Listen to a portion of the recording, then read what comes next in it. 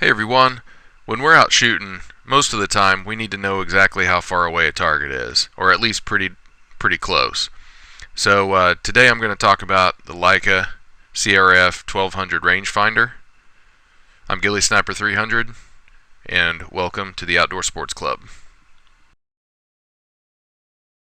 Okay, so this is the Leica Rangemaster 1200 rangefinder, and I got this in 2009, so this is almost 8 years old.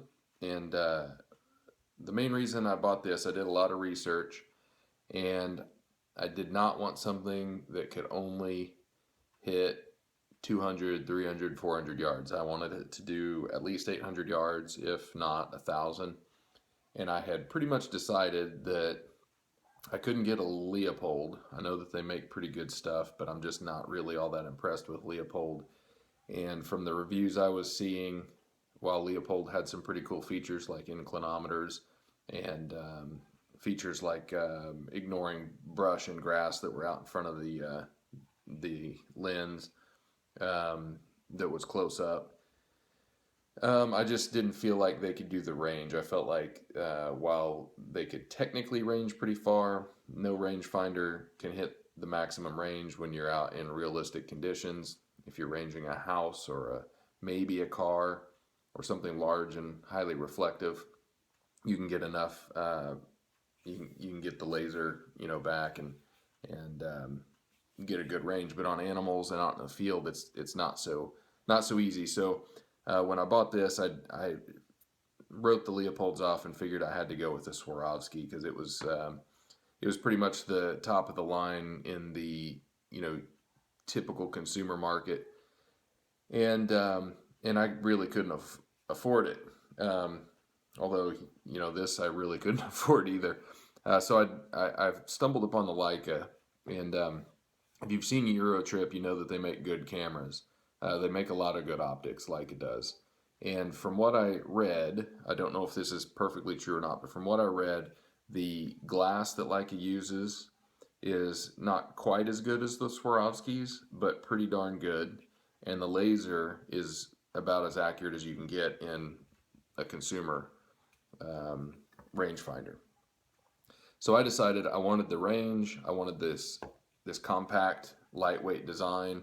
I wanted the simplicity of it, and I could save up and afford the $599 price tag. Not too long after I bought this, they came out with, I believe it was their first 1600 variety, and it was a couple $100s more. I wish I could have afforded that one, but I didn't even know it was coming out.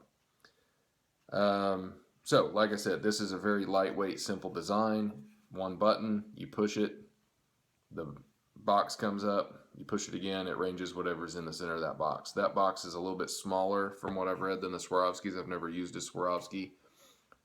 So that was one of the complaints I had on the Swaros that I read, was that the reticle was very large, so at distance it was hard to tell what you were ranging. Okay, so real quickly, the pros of this, and I've already said this a couple times: lightweight, compact, simple design, right? Doesn't have a lot of the really stellar, the features that people look for in other things, but those were secondary to me. What I really wanted was something that could range distance without taking up a lot of space, and didn't, and as cheap as possible, obviously not sacrificing quality. I didn't care so much about the cool features. So that's what I got in this. Now, the downsides are that it doesn't have those cool features, and it doesn't have any way to mount this to a tripod.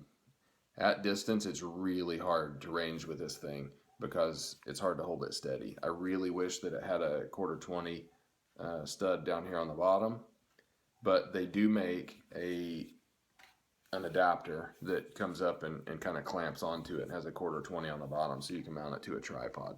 That would be really cool. I think they want like $100 last time I saw for one of those adapters, but honestly, it wouldn't be that hard to make. This wouldn't quite do it. This is a little stand for a hard drive, actually, but in theory, you could do some work and tap a quarter 20 if that was a little bit thicker. But you could make something. You get my drift.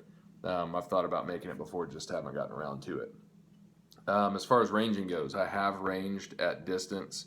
I can hit cars at about 1,200 yards, and if I'm on a particularly steady day, I can accurately range those. I've taken it to the gun range before and ranged out to past 600 very easily and accurately.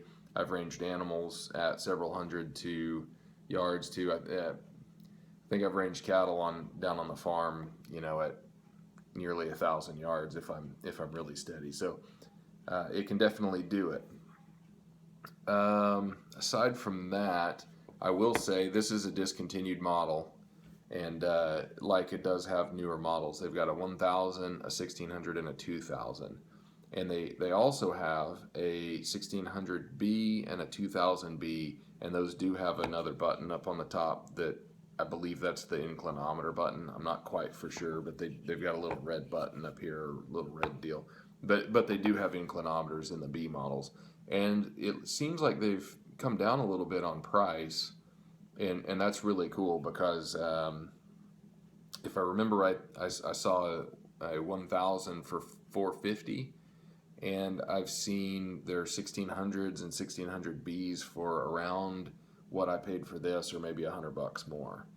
I could be wrong on that, but I think that that's the case. And then the 2,000s and 2,000Bs are somewhere, another 100 on top of that. So pretty competitive. I mean, I know that's really still expensive, and I know that there are some cheaper options out there, but I think if you're really wanting the distance, you don't have as many options.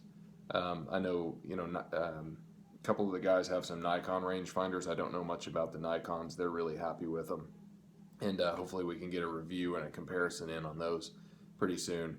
Nikon makes good stuff. Leopold, I will admit, probably makes good stuff. I just don't like them. I've never been impressed with Leopold that much for the price you're paying. I think there's better options out there. I could be wrong. Anyway, I'm really happy with this. One last little tidbit, and then I'm going to wrap it up. I've had this, so the battery goes in down here. You unscrew this and put the battery in. It is the same battery that I put in it in 2009, and I've taken this camping and hiking and hunting. My kids play with it. They like to press the button and see if they can range stuff. I've loaned it to friends. I haven't been easy with it. I really haven't. I tend to throw it around, and I shouldn't, but I tend to not a lot. I mean, I'm not throwing it around, but I don't baby it. And like I said, same battery that's been in it since 2009. Battery life is something I wasn't really looking for, but I battery life on objects is very important to me because I don't like changing batteries and buying batteries. And this has really done well. It's been rugged. It has stood up to a lot of use and abuse, and still running on the same battery. So I'm extremely happy with it, and I think that it speaks highly of the Leica name. If I do buy another rangefinder, I can promise it's going to be a Leica. So anyway, thanks for watching, guys.